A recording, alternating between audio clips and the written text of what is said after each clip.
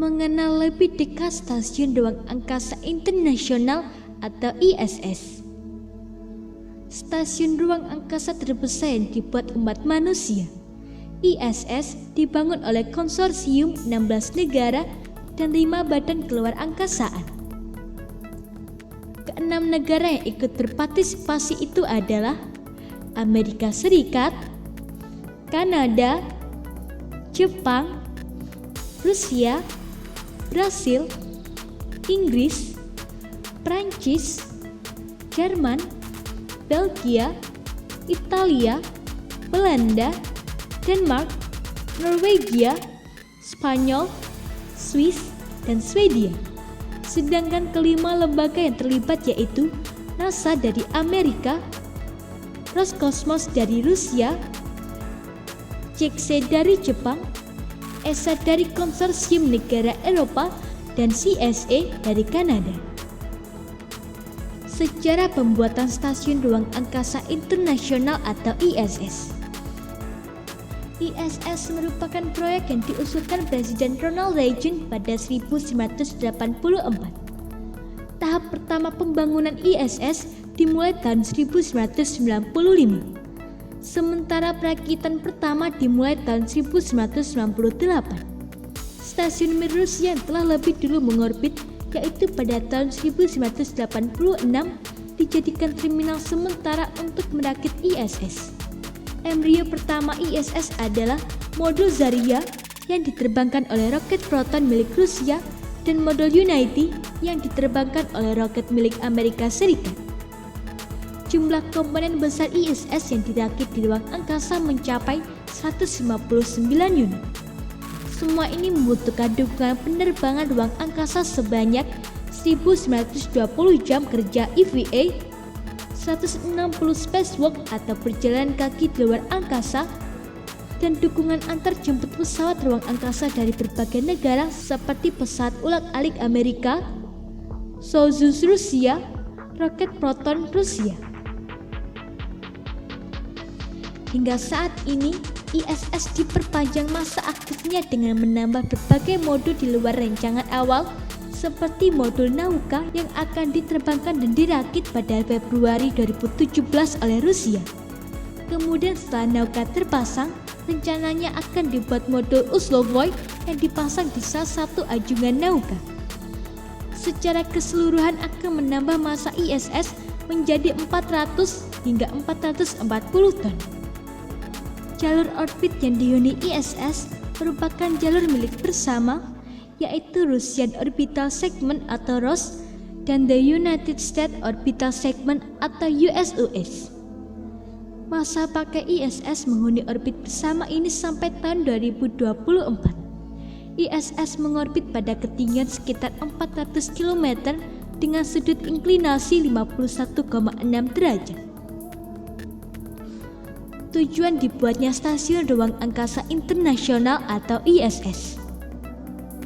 Berdasarkan MOU antara kelima badan ruang angkasa, ISS dibangun untuk kepentingan penelitian ilmiah, penelitian microgravity, tahap awal misi pendaratan manusia ke bulan lagi atau memungkinkan pendaratan manusia ke Mars dan tujuan-tujuan manfaat lainnya. Penelitian ilmiah. Apa sebenarnya yang bisa didapat manusia dari stasiun ruang angkasa? Pertama, laboratorium ruang angkasa segede ISS lebih punya fasilitas lengkap untuk melakukan berbagai uji, mulai dari pengaruh mikrogravitasi terhadap sistem tubuh, bahan makanan, hingga penelitian iklim bumi dan alam semesta.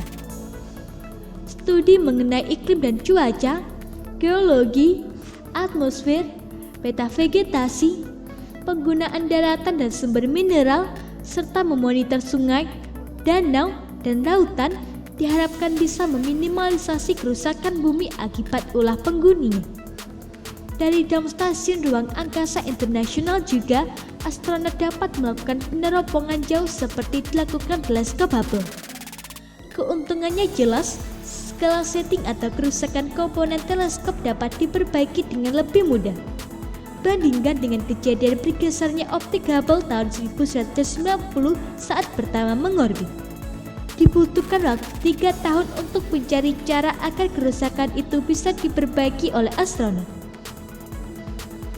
Munculnya teknologi baru, macam kaca anti benturan dan panas, alat cuci darah, TV plasma, dan yang terbaru kecanggihan smartphone merupakan hasil penelitian para astronot di ISS. Mikrogravitasi.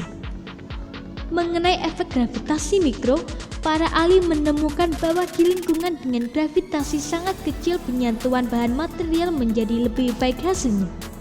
Di bumi hal ini sulit dilakukan. Sebabnya, tarikan gravitasi akan menarik, benda bermassa besar akan tenggelam, sementara yang bermassa kecil akan mengambang. Tarikan gravitasi di ISS berkisar seperjuta tarikan gravitasi di bumi. Sebagai gambaran, bila sebuah koin dilemparkan di bumi dari ketinggian 2 meter, cukup butuh waktu setengah detik untuk sampai di lantai, maka di ISS dibutuhkan waktu 10 menit. Penyatuan material yang lebih memungkinkan di ruang angkasa tentu membawa angin segar bagi dunia farmasi. Apalagi kalau bisa membuat obat-obatan yang lebih tepat. Bidang komersial misalnya membuat kristal murni, katalis, semikonduktor, atau membuat bahan bakar menjadi lebih baik lagi. Eksplorasi ke bulan dan ke Mars. Stasiun Ruang Angkasa Internasional atau ISS menyediakan lokasi relatif menguntungkan untuk perjalanan manusia ke bulan atau ke planet Mars. Karena pesawat yang akan berangkat tidak perlu keluar dulu dari tarikan gravitasi bumi hingga menghemat bahan bakar pesawat. Di samping itu, ISS akan menjadi tempat transit keluar masuknya bahan bakar, makanan yang diperlukan astronot, sehingga cukup menerbangkan roket tanpa awak, dan lagi-lagi menghemat biaya pendaratan. Untuk proyek pendaratan manusia ke bulan dan ke Mars, banyak negara di luar proyek ISS yang menginginkan ikut serta, seperti negara Cina, Korea Selatan, dan India. Struktur pesawat Stasiun Ruang Angkasa Internasional atau ISS.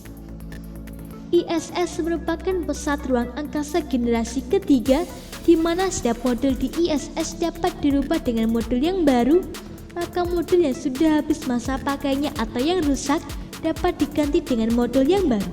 Gambaran diagram blok-blok modul ISS.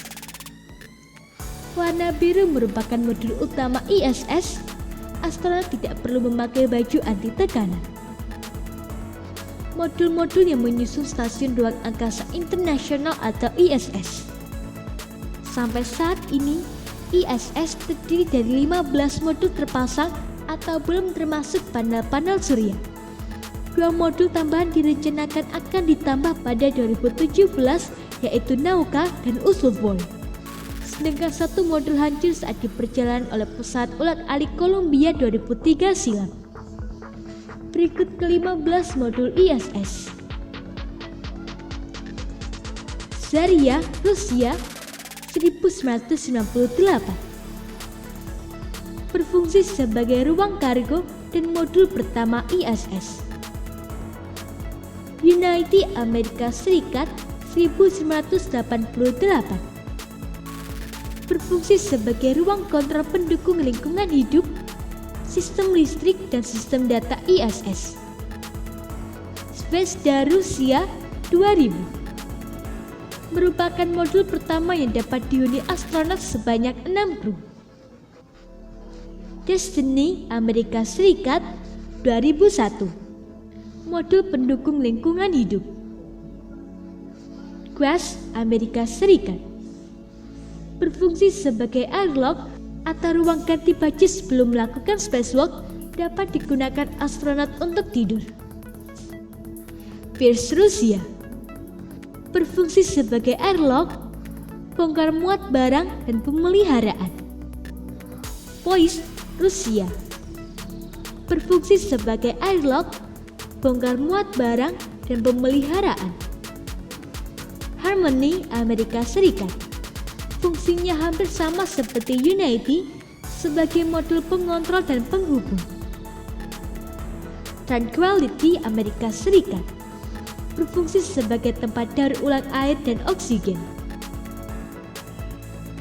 Columbus, Eropa, berfungsi sebagai tempat penelitian ilmiah fisika fluida, biomedis, dan biologi secara umum. Kibo, Jepang, modul ISS terbesar dan tempat ilmiah terapung terbesar. Yang diteliti di sini yaitu fisika material, bioteknologi, communication research, dan biologi research. Cupola, Amerika Serikat, Eropa, modul yang mempunyai jendela terbanyak yaitu 7 buah. Rosfeld, Rusia, tempat penelitian lanjutan sebelum modul Nauka diluncurkan.